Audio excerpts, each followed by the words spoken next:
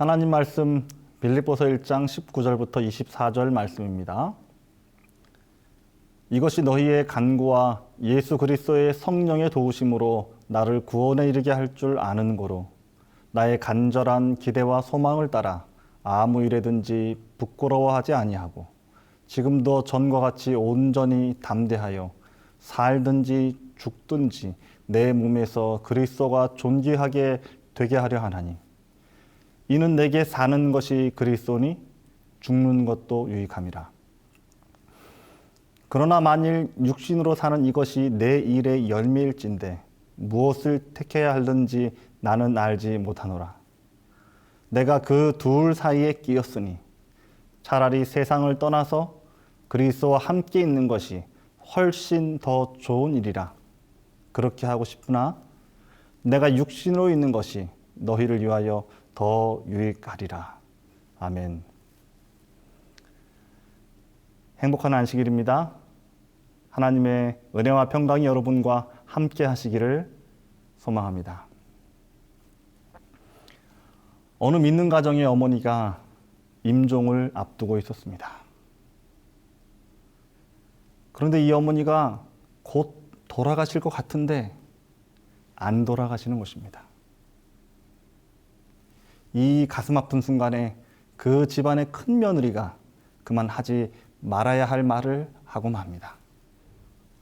어머니, 천국은 참 좋은 곳이에요. 죽으면 곧 예수님 만나고 천국 가실 텐데 뭘 그리 주저하세요? 오해하지 마세요. 어머니는 재림교회 집사님이 아니셨습니다. 그럼에도 불구하고 정말 해서는 안 될 말을 한 것이죠. 그랬더니 이 시어머니가 있는 힘을 다해 이렇게 말합니다. 그래, 천국이 그렇게 좋은 곳이면 너도 지금 나와 같이 가자꾸나. 이 며느리가 깜짝 놀라서는 어머니, 저는 안 돼요. 아직 애들을 키워야 해요.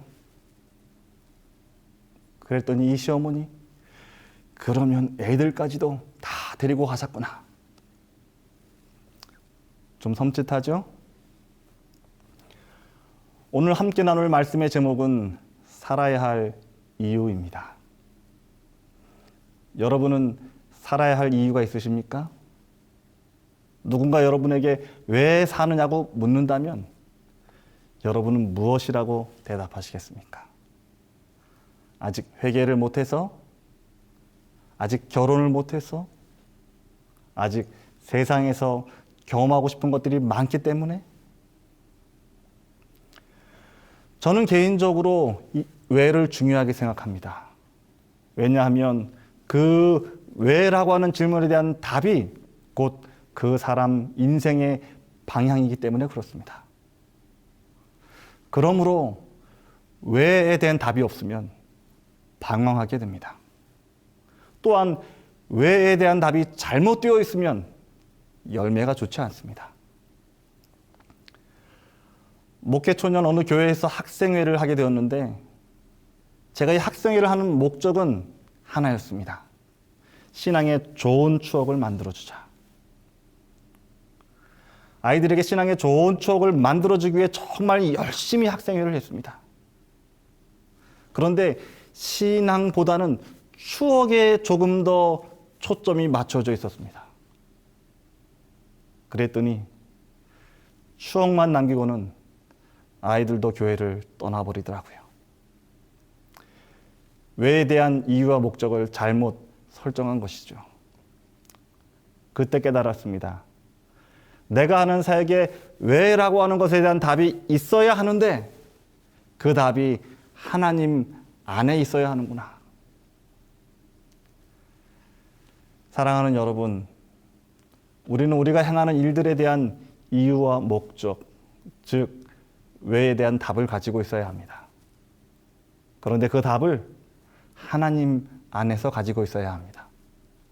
왜냐하면 하나님 안에서의 왜에 대한 답이 곧 하나님의 역사와 섭리의 방향이기 때문에 그렇습니다. 다니엘과 친구들의 삶에는 왜가 분명했습니다. 그들은 자기를 더럽히지 않겠다 뜻을 정했습니다. 왜냐하면 그들이 포로 신세된 것이 하나님의 뜻을 거스렸기 때문에 일어난 이름을 알았기 때문이었습니다. 또한 그들은 금신상에게 절하지 않겠다고 뜻을 정했습니다. 왜냐하면 하나님 외에 다른 신에게 절하거나 섬기지 말라고 하셨기 때문에 그렇습니다. 뿐만 아니라 다니엘은 사자굴에 들어갈지언정 기도하기를 포기하지 않겠다고 뜻을 정했습니다. 왜냐하면 하나님의 법이, 하나님의 뜻이 사람이 세운 것보다 우선했기 때문입니다.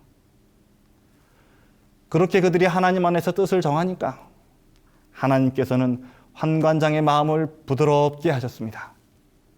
또한 하나님께서는 풀무불이 뜨겁지 않도록 역사하셨습니다. 뿐만 아니라 하나님께서는 사자들의 입을 막아 버리셨습니다.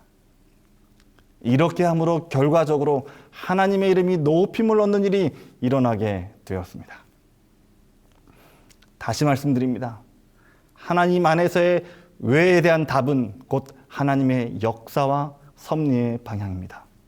그리고 하나님은 우리 모두를 향해 우리가 살아야 할 이유, 왜 살아야 하는지에 대한 분명한 목적을 가지고 계십니다.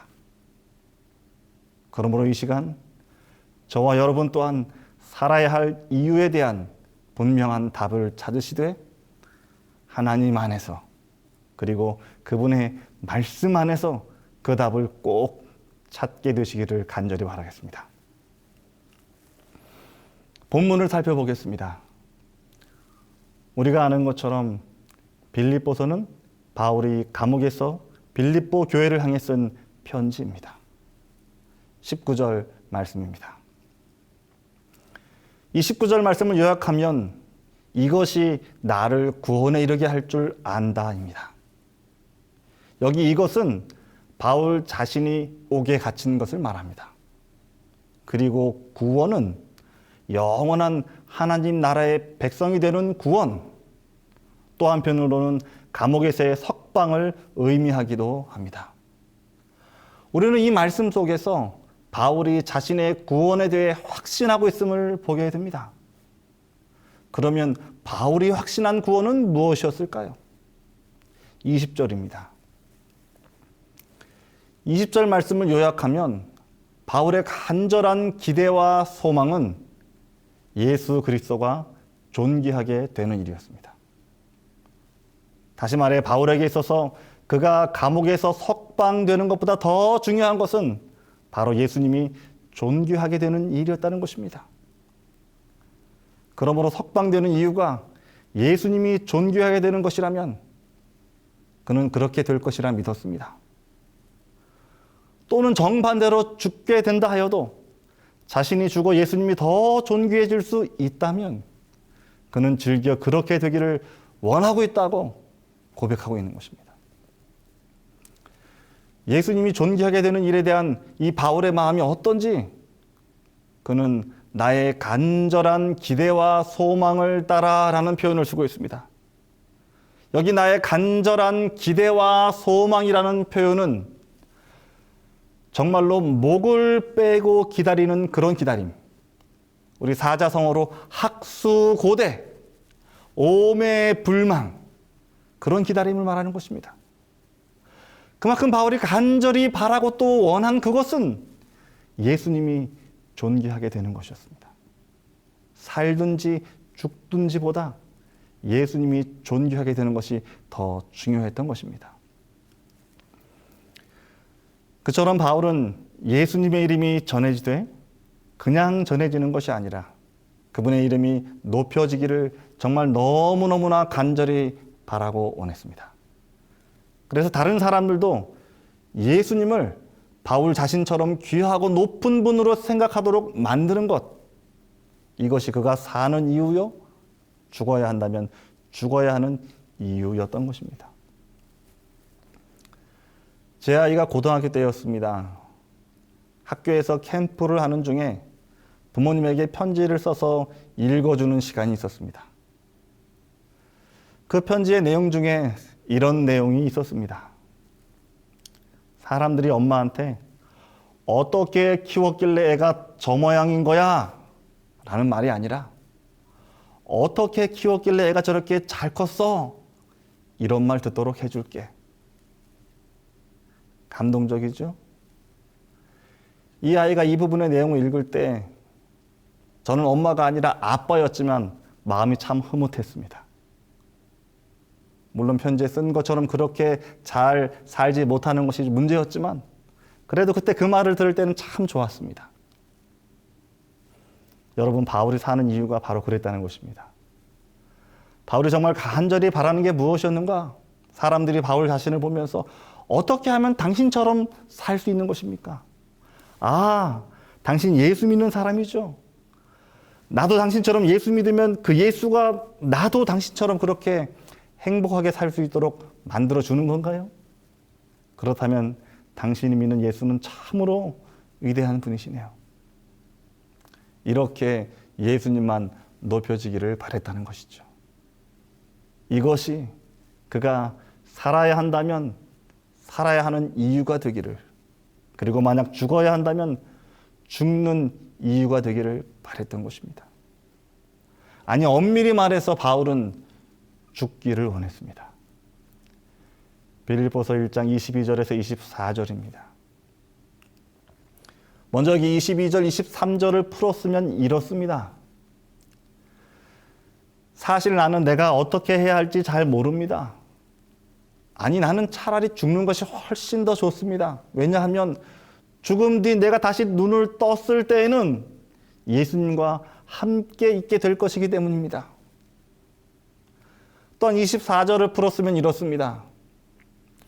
그런데 내가 지금 그렇게 할 수 없는 이유는 지금 사는 것이 예수님을 존귀하게 하는 일이기 때문입니다.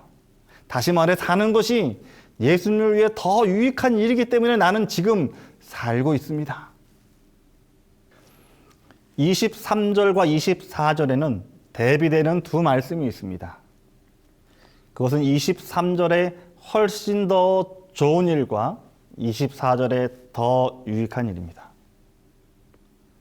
여기 훨씬 더 좋은 일은 바울의 인간적인 마음을 표현한 말이죠. 그리고 24절에 더 유익한 일은 바울이 사는 이유였습니다.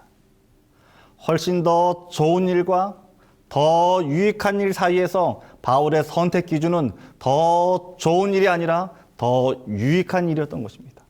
다시 말해 바울은 자신에게 훨씬 더 좋은 일이 아닌 교회와 예수님을 위해 더 유익한 일을 선택했으며 그것이 자신이 사는 이유라고 말하고 있는 것입니다. 사랑하는 여러분, 오늘 우리가 사는 이유는 무엇입니까? 오늘 우리가 하는 어떤 선택의 기준은 또한 무엇입니까? 예수님을 위해 더 유익하기 때문에 살고 있습니까? 아니면 나에게 더 좋은 일이기 때문에 살고 있나요? 예수님을 위해 더 유익한 일이기 때문에 선택하십니까? 아니면 나에게 더 좋은 일이기 때문에 선택하시나요? 세상은 남을 위해, 누군가를 위해 더 유익한 일보다는 나에게 더 좋은 일을 선택하라고 합니다. 그렇게 사는 것이 지혜라고 말합니다. 그런데 그리스도인은 그렇게 사는 사람이 아닙니다. 그리스도인은 나에게 더 좋은 일보다 예수님을 위해 더 유익한 일을 선택하는 사람이 그리스도인인 것입니다. 오늘 저와 여러분이 더 유익한 일을 선택하는 그리스도인이 되시기를 간절히 바랍니다. 한국연합회 36회기를 맞이하면서 성경통신학교의 존재 이유를 BCS 코디라고 정해보았습니다. 풀어 말하면 성경통신학교 코디네이터입니다. 새신자와 성도들의 성경 공부를 돕고 안내하기 위해 지역교회의 코디네이터, 즉 안내자를 정하면 좋겠다는 것입니다. 왜 이렇게 정했는가? 이유는 이렇습니다. 지난 여러 해 동안 성경통신학교 사역을 하면서 두 가지의 어려운 점이 있다는 사실을 알게 되었습니다. 첫째는 지역교회에서 성경통신 과목으로 공부를 마치신 분들에게 이수증을 신청해서 매듭 드는 일을 잘 하지 않는다는 것입니다. 공부는 열심히 했는데 수료증은 없는 것이죠.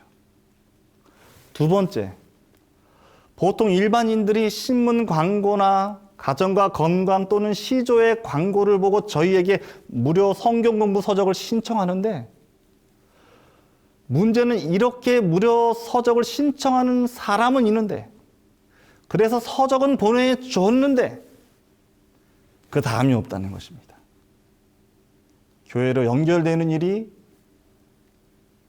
안 된다는 것이죠. 그래서 얻은 결론이 무엇인가? 모든 교회 성경통신학교, 모든 성도 성경통신학교 코디네이터.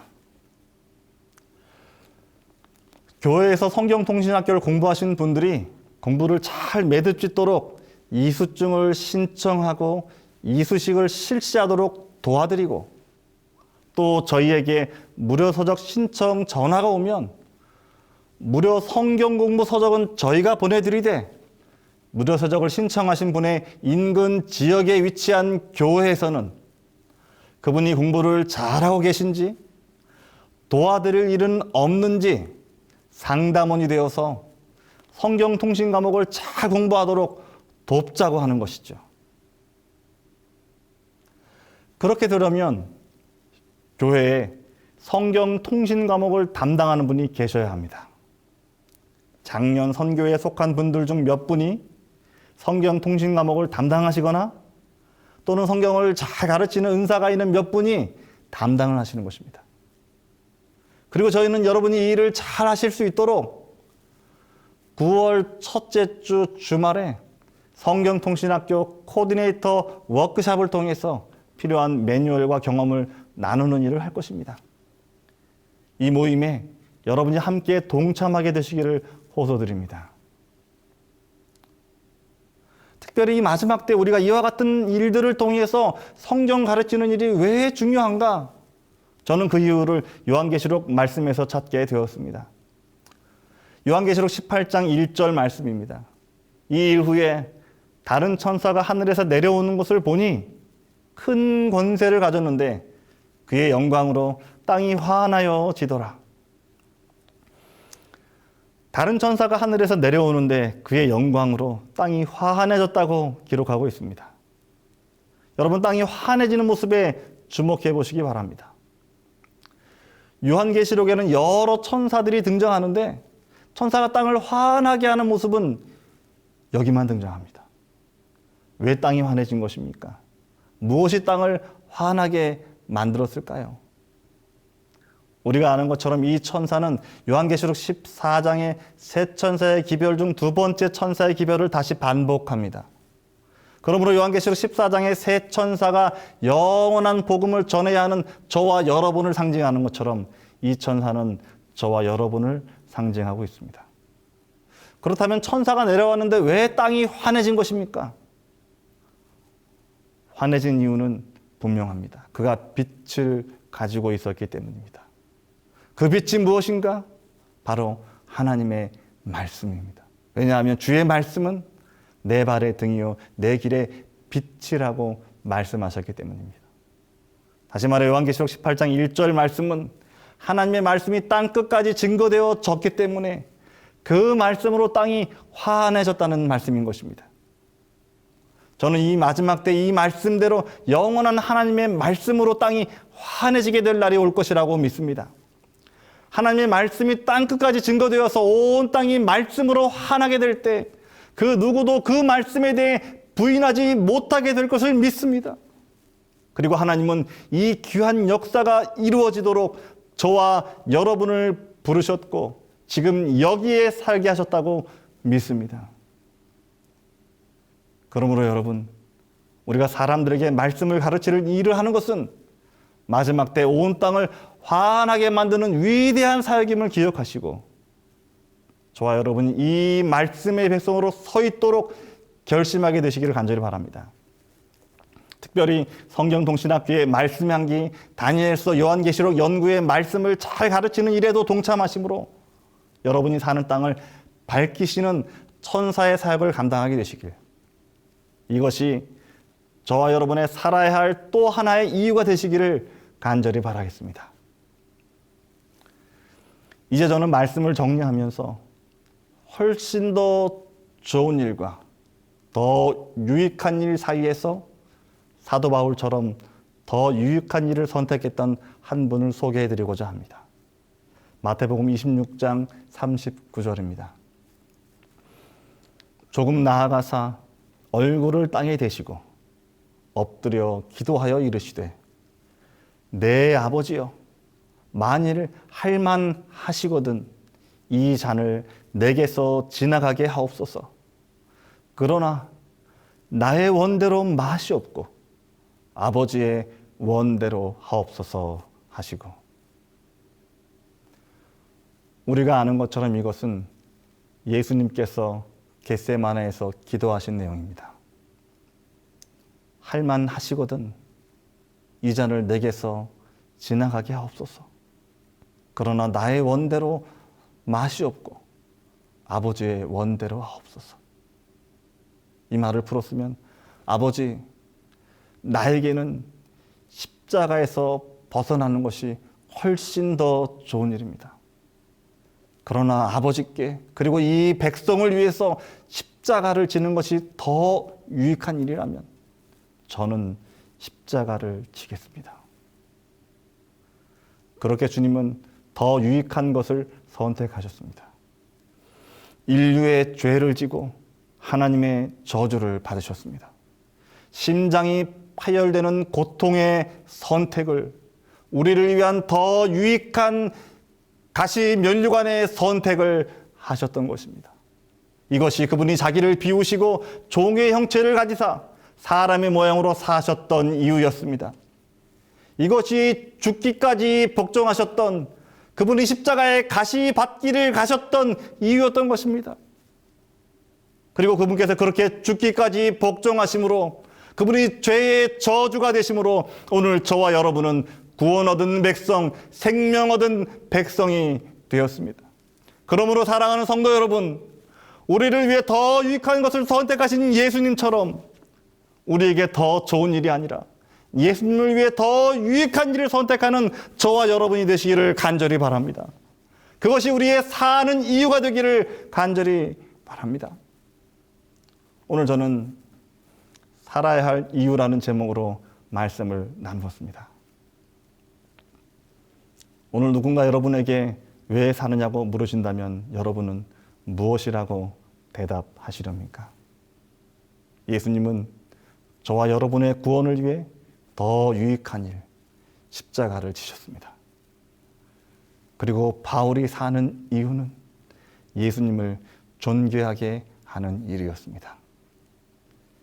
예수님처럼, 그리고 바울처럼 하나님과 교회를 위해 더 좋은 일이 아닌 더 유익한 일을 선택하는 저와 여러분 되시길 바라며 말씀을 마치겠습니다.